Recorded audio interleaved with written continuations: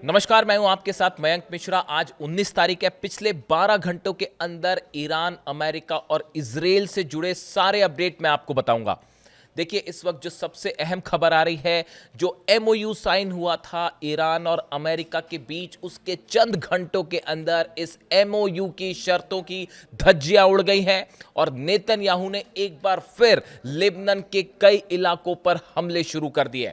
देखिए, इस एमओयू की सबसे अहम शर्त यह थी कि लेबनान में शांति होनी चाहिए, लेबनान पर हमला नहीं होना चाहिए। इजराइल की फोर्स लेबनान से पीछे हटेगी, वापस आएगी, लेकिन ये दोनों ही शर्तें मानने से नेतन्याहू ने साफ साफ इनकार कर दिया है और इजराइल की सेना की तरफ से लेबनान में हमले जारी हैं। और उसका नतीजा यह है, ईरान की सेना ने, आईआरजीसी ने एक बड़ा एक्शन लेते हुए अपनी फोर्सेस को अलर्ट मोड में डाल दिया है।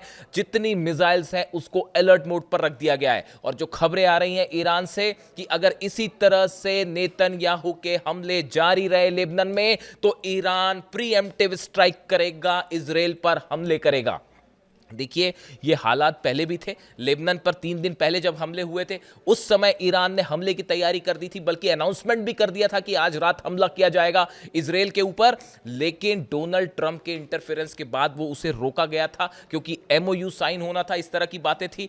एमओयू के बाद जैसे ही साइन हुई, अब्बास अराक्ची साहब विदेश मंत्री ईरान के, उन्होंने साफ इस बात को कह दिया था कि अगर लेबनान पर हमले जारी रहे तो ईरान करारा बदला लेगा। अब ईरान की सेना की तरफ से ये खबरें आनी शुरू हो गई है। अहमद वाहिदी साहब, आईआरजीसी चीफ जो हैं, उनके सोर्सेस से ये खबरें आ रही हैं कि अगर नेतन्याहू नहीं रुका, अगर ट्रंप नेतन्याहू को नहीं रोक सकता, तो ईरान रोकेगा। ईरान की मिसाइल्स रुकेंगी, खैबर और खुर्रम शहर रुकेंगे। इजराइल के जितने स्ट्रैटेजिक लोकेशंस हैं, ठिकाने हैं, वो सब ईरान की मिसाइल्स के निशाने पे हैं। और ईरान का कहना ऐसा है कि इस बार जो है पिछली बार से बड़ा अटैक किया जाएगा। जो खबरें हैं उसके मुताबिक जब नेतन्याहू को इस एमओयू की शर्तें बताई गई, उन्होंने इन शर्तों को मानने से साफ इनकार कर दिया है। देखिए, इजराइल की सेना, मोसाद और सरकार के जितने मिनिस्टर्स हैं, इनके बीच में एक बड़ी बैठक हुई है, जिसमें यह रणनीति तैयार कर ली गई है कि अब इजराइल को आगे क्या करना है। लेबनान के हमले को लेकर इजराइल की सेना की तरफ से यह साफ कर दिया गया है कि ये हमले जारी रहेंगे। दूसरी चीज, लेबनान से जहां तक फोर्सेस के वापस आने का सवाल है, जिसको लेकर यह कहा गया था कि अगले कुछ दिनों में इजराइल की सेना वापस आएगी, इसके लिए भी नेतन्याहू तैयार नहीं। इजराइल की सीरिया की जिस जमीन पर कब्जा कर रखा है इजराइल ने, वहां से भी वो पीछे आने को तैयार नहीं है।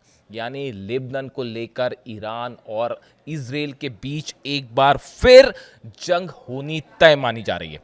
देखिए, इसके अलावा डोनाल्ड ट्रंप का एक बड़ा बयान सामने आया है। डोनाल्ड ट्रंप ने एमओयू साइन होने के बाद एक बार फिर ईरान को धमकी दी है कि अगर ईरान ने शर्तों को नहीं माना तो ईरान पर बमबारी की जाएगी। यानी फिर से डोनाल्ड ट्रंप उसी धमकी भरी भाषा पे आ गए हैं जहां से बात शुरुआत हुई थी।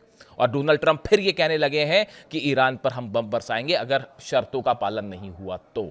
अब देखिए, तमाम एक्सपर्ट्स, ये जो रिएक्शंस आ रहे हैं इस एमओयू को जो साइन किया, जिसको लेकर तमाम बातें हुई कि अब शांति हो जाएगी या इस तरह की जो बातें थी, उसको लेकर ये माना जा रहा है कि हॉर्मुज में डोनाल्ड ट्रंप फंस गए थे। इकॉनमी बुरी तरह से सफर कर रही थी। अगर हॉर्मुज नहीं खुलवाते तो चुनाव भी हारते मिड टर्म पोल्स। सिर्फ उसको ध्यान में रखते हुए डोनाल्ड ट्रंप ने ये डील की और ये एमओयू पर साइन करने को तैयार हुए। सब शर्तों पर ईरान भारी पड़ता दिखाई दे रहा है इस एमओयू को लेकर।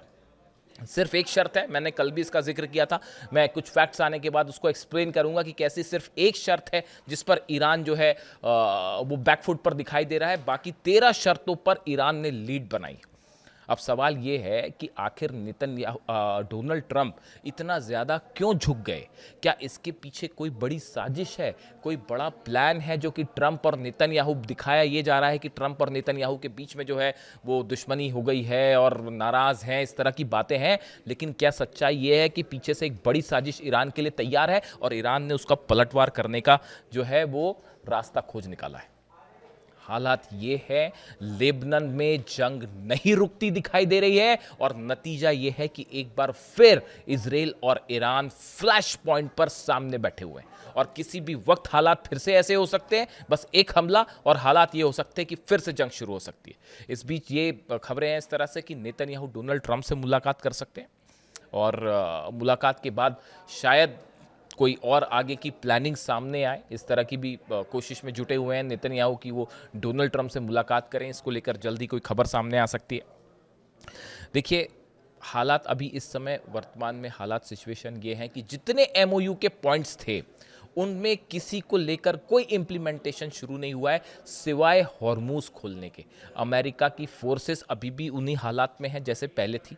वो अगले कुछ दिनों बाद वहां से पीछे हटेंगी जैसा बताया जा रहा है। कुछ जहाज़ों को ज़रूर ईरान निकाल पाया है वहां से, ब्लॉकेट के बावजूद वो ज़रूरी था निकालना, तो वो ज़रूरी था निकालना, वो शुरू हो चुका है। लेकिन अभी ना तो हॉर्मूज पूरी तरह से खुला है, ना अमेरिका की सेना पीछे हटी है। और जिस तरह की बयानबाजी हो रही है, जेडी वेंस का जो बयान आया है अमेरिका के उपराष्ट्रपति का, वो ये कह रहे हैं कि हमने सत्ता परिवर्तन को लेकर वो इस तरह के बयान दे रहे थे कि लोगों की को खून बहाने वाले और लोगों की हत्या करने वाले लीडर्स जो हैं अब वो खत्म हो गए। क्या वो ये शब्दों का इस्तेमाल अली खामने साहब के लिए कर रहे थे? क्या ऐसी भाषा ईरान को स्वीकार होगी? क्या ऐसी भाषाओं के बाद डील आगे चल पाएगी?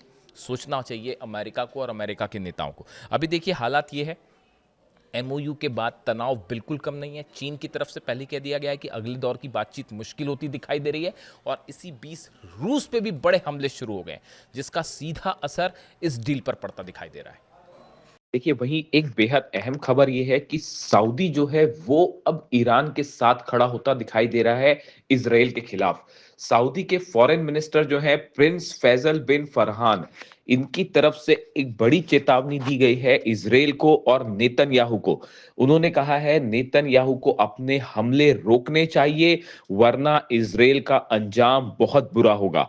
जिस तरह से लेबनान में, वेस्ट बैंक में, सीरिया में, गाजा में इजराइल की तरफ से हमले जारी हैं, उसको लेकर सऊदी की तरफ से सीधी सीधी चेतावनी दे दी गई और यह कहा गया कि अगर इस तरह के हमले जारी रहते हैं तो ये पूरे रीजन की सुरक्षा के लिए बेहद बड़ा खतरा होगा। और अगर इजराइल नहीं रुकता है, नेतन्याहू नहीं रुकते हैं, तो ये इजराइल की सुरक्षा के लिए भी बहुत बड़ा खतरा होगा। अब देखिए सऊदी ने ऐसी बात क्यों कही, इसकी बड़ी वजह बताई जा रही है। ईरान ने जितने खाड़ी देश हैं सबको ये बात साफ कर दी है कि अगर इजराइल की तरफ से लेबनान पर खास तौर से हमले जारी रहते हैं तो इसका नतीजा ये होगा कि जो एमओयू साइन हुआ है उसे तोड़ दिया जाएगा और ईरान की तरफ से बड़ा मिसाइल प्रीएम्प्टिव अटैक किया जाएगा इजराइल के ऊपर। और देखिए हालात यही बने हुए हैं, जब से एमओयू साइन हुआ है उसके बाद से लगातार यही आशंकाएं जताई जा रही हैं कि अगर लेबनान पर हमले नहीं रुके, नेतन्याहू को नहीं रोका गया, तो एक बार फिर एमओयू खतरे में पड़ जाएगा और पूरे रीजन में फिर से वॉर छिड़ सकती है। इसीलिए शायद जेडी वेंस लगातार ये दबाव बनाने की कोशिश कर रहे हैं नेतन्याहू के ऊपर कि किसी तरह से ये जंग रुक जाए। कल भी जेडी वेंस के बयान सामने आए कि इजराइल जो है वो सिर्फ अमेरिका की हथियारों के दम पर ही जो है आज सुरक्षित है। इस तरह के बयान जेडी वेंस की तरफ से आए, लेकिन उसके बावजूद बेहद मुश्किल है नेतन्याहू को रोकना। और जिस तरह की खबरें हैं उसके मुताबिक नेतन्याहू ने एक बड़ा ऑपरेशन का प्लान शुरू कर दिया है कि कैसे ईरान के खिलाफ एक बड़ा ऑपरेशन छेड़ा जाए। इसके लिए बैठकों का दौर जारी है इजराइल में।